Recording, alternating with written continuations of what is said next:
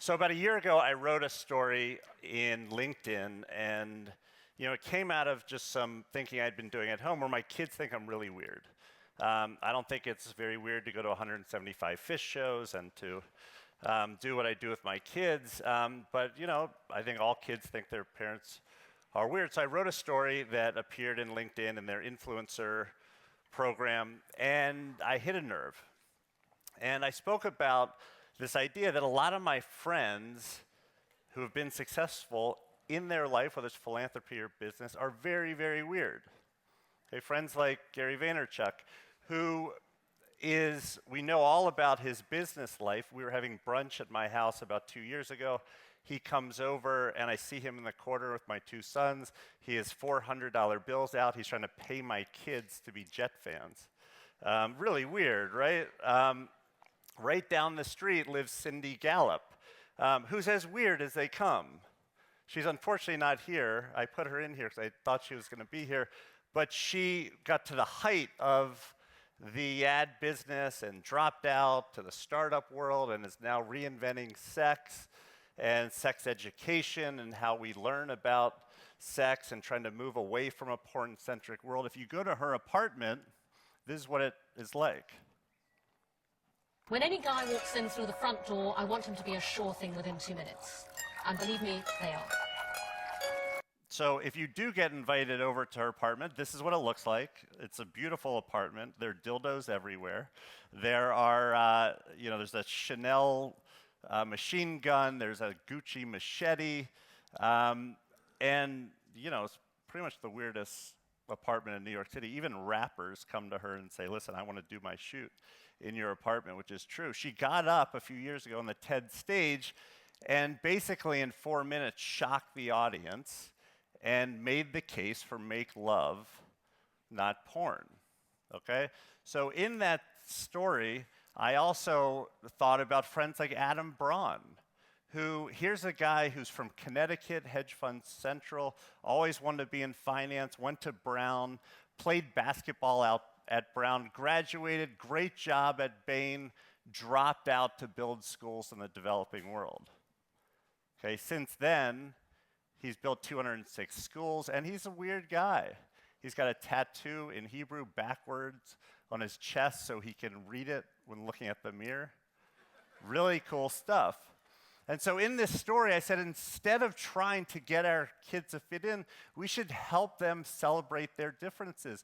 We should help them feel comfortable with who they are and teach them that weird is good and normal is blah, normal is boring. Well, to say I hit a nerve is an understatement.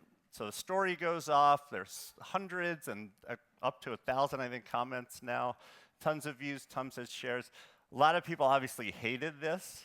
This is a great story. If I were Dr. Seuss, people attacked me over this story. Others kind of liked it. A lot of people saying, I've been weird my whole life and I knew it, but I never did anything about it till I was older.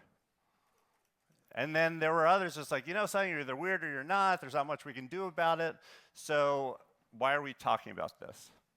But I really started thinking about this. Is that true? Are we born weird or not?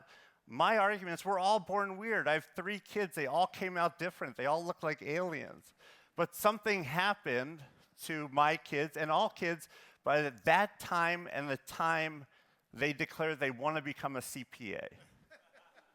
Like, what happens? We're weird, then all of a sudden, we become normal.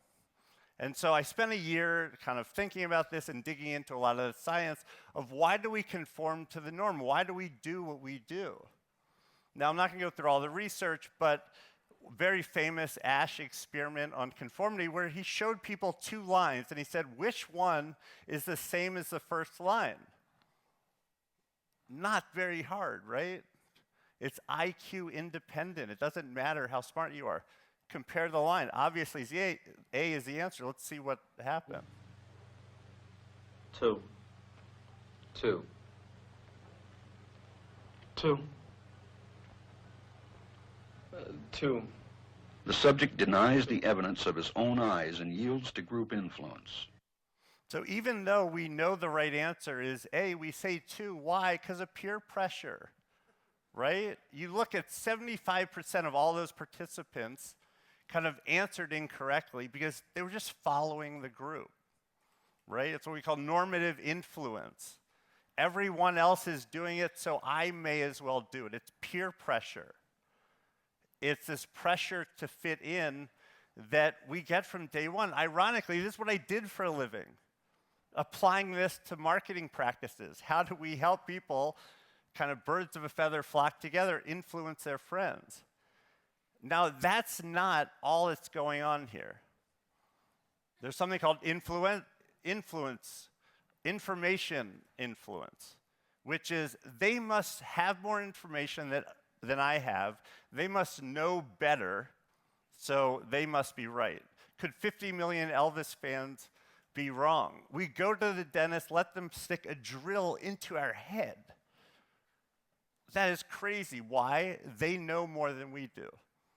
And we kind of sit back and let them do their work. We used to go to the barber shop and let them put a razor right up to your neck, right? Why? Well, they know how to shave us. They know what's right.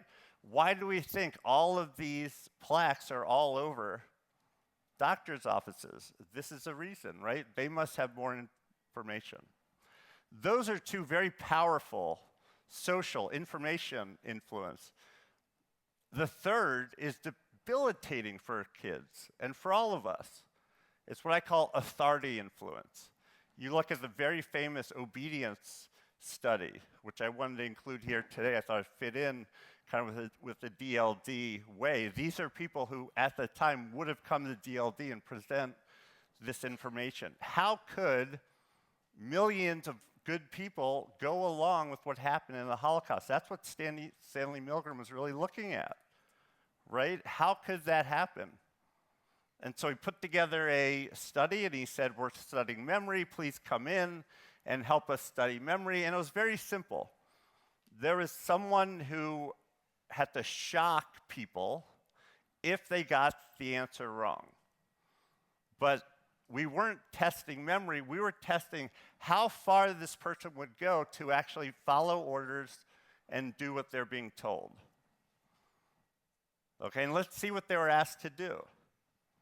Its essential feature is a line of switches that goes from 15 volts to 450 volts, and a set of verbal designations that goes from slight shock to moderate shock, strong shock, very strong shock, intense shock, extreme intensity shock, and finally XXX, danger severe shock. So they were basically asked to, administer this shock if a question was wrong. And let's see what actually happened. This is actually from the study. Cloud, horse, rock, house. Answer. Wrong. 150 volts. Answer, horse. Experiment, that's all. Get me out of here. Get me out of here, please. Continue, please. Go right on. I refuse to go on. Let me out. Refuses to go on. The experiment requires you continue, teacher. Please continue. So that's only halfway there. We have to go up to 400 volts, right? Now, how this worked is you were given 4 warnings. If you said something, they said, please continue. The experiment requires that you continue. It's absolutely essential that you continue, and you have no other choice. You must go on. And you could see how conflicted these people became. 375 volts. I think something's happened to that fellow in there. I don't get no answer. He was hollering for less voltage. Can't you check in and see if he's all right, please? Okay, so they're not just doing it. Nonetheless, 65% of the people completed this study and got through the 400 extremely dangerous, like basically killing people. You didn't hear, at this point, you're not hearing yells.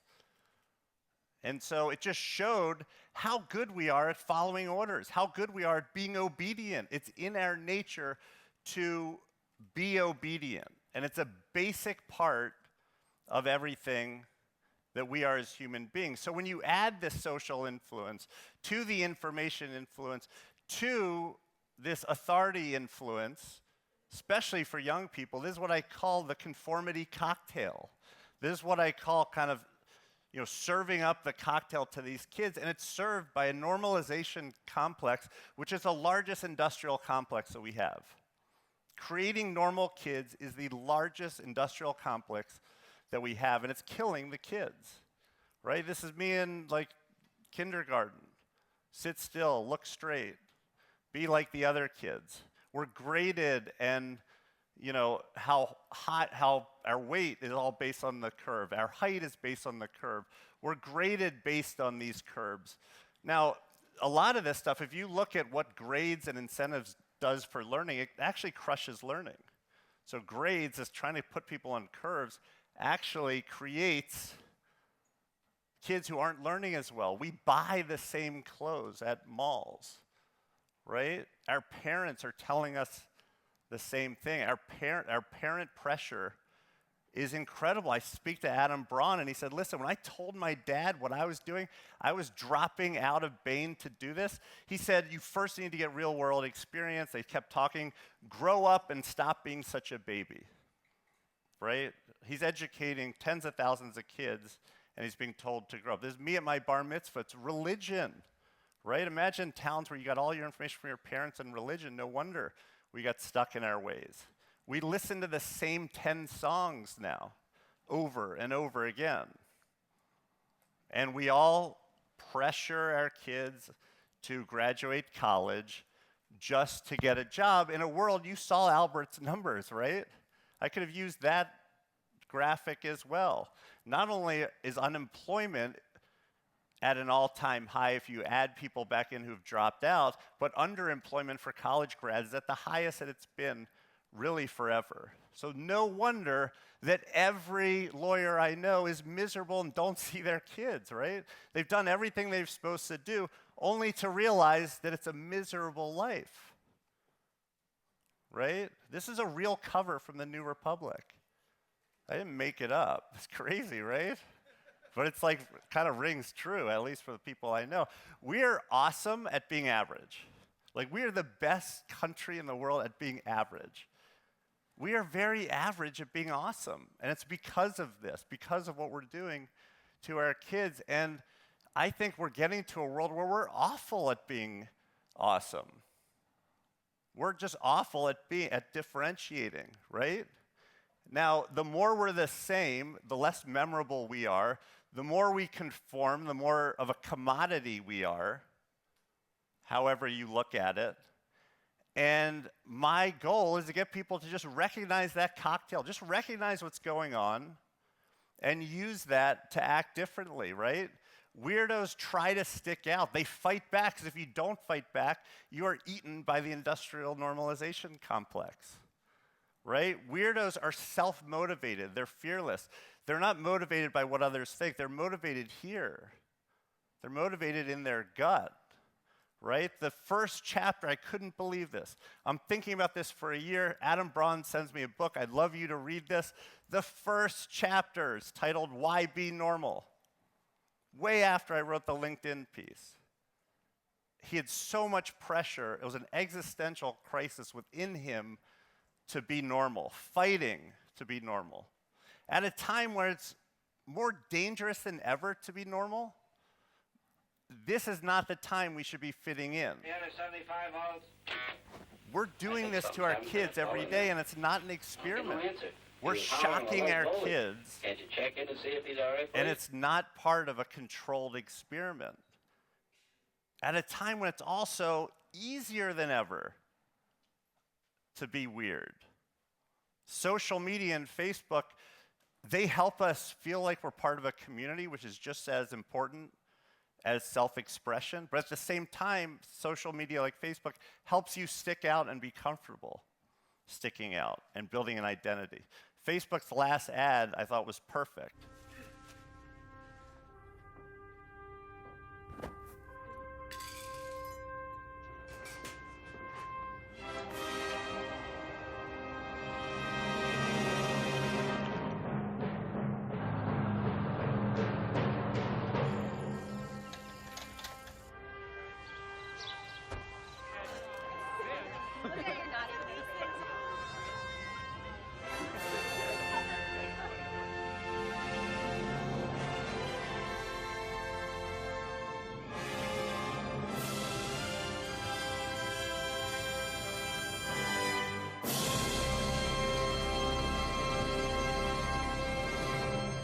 So we're all weird, but we're not alone.